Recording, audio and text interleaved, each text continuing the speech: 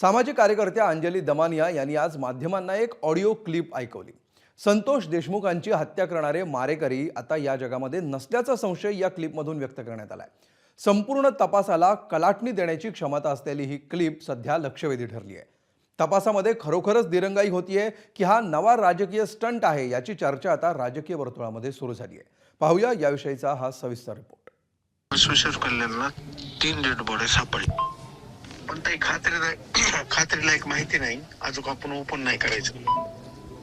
ते Vishweshwar कल्याणला 3 dead body सापडली, पण काही खात्रीला एक माहिती नाही, अजून आपण ओपन नाही करायचं। सामाजिक कार्यकर्त्या अंजली दमानियांनी माध्यमांना ही ऑडिओ क्लिप ऐकवली।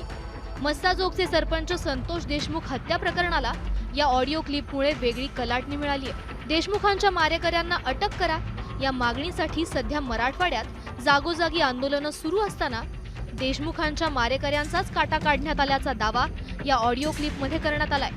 मला रात्री 11:30 वाजता एका फोन नंबरवरनं कॉल आला आणि त्यात ते म्हणाले की पुढचे आरोपी सापडणार नाहीत कारण त्यांचं मर्डर झालं। हे ऐकल्यावर मी अक्षरशः हदरले आणि मी ह्याची माहिती आणि ते नंबर वगैरे सगळं त्या SP नवनीत कवत यांच्याकडे पाठवलं। खूपच दचकायला झालंय की हे चाललंय काय, म्हणजे खरंच ते पुढचे 3 आरोपी सापडणार नसतील, 3 प्लस आणि 2 जण जे सापडणार नसतील आणि खरंच असं काही झालं असेल आणि त्यांनी तर जागेचं नाव पण सांगितलं की तिथे 3 प्रेतं मिळालीत, हे ऐकून अतिशय दचकाच बसलाय। संतोष देशमुख हत्या प्रकरणाचा पाठपुरावा करणाऱ्या अंजली दमानियांनी सध्या आपला मुक्काम बीडमध्ये हलवलाय। देशमुख कुटुंबियांची भेट घेऊन त्यांना धीर देण्याचा प्रयत्न त्यांनी केला।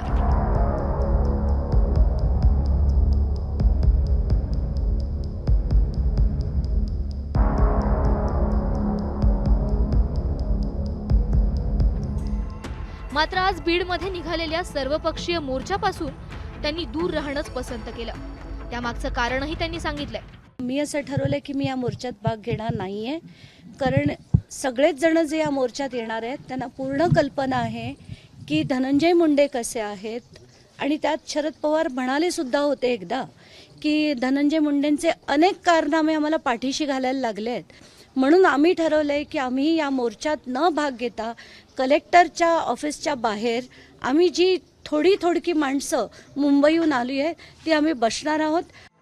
बीडमधील सर्वपक्षीय मोर्चात अंजली दमानिया सहभागी झाल्या नाहीत, मात्र मोर्चेकरी नेत्यांची आणि दमानियांची मागणी मात्र एकच होती।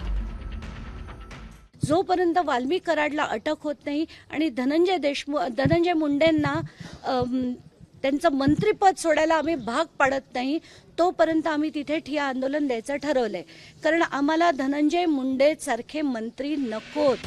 संतोष देशमुखांचे मूळ मारेकरी, मारेकऱ्यांमागचे मूळ सूत्रधार आणि या सूत्रधारांचे तारणहार अशा 3 पातळ्यांवर कारवाई व्हावी यासाठी मराठवाड्यात ठिकठिकाणी आंदोलनं सुरू आहेत। दमानियांनी ऐकवलेल्या ऑडिओ क्लिपमध्ये तथ्य आहे की नाही याचा छडा लावण्याचं पोलिसांसमोर आव्हान असणार आहे।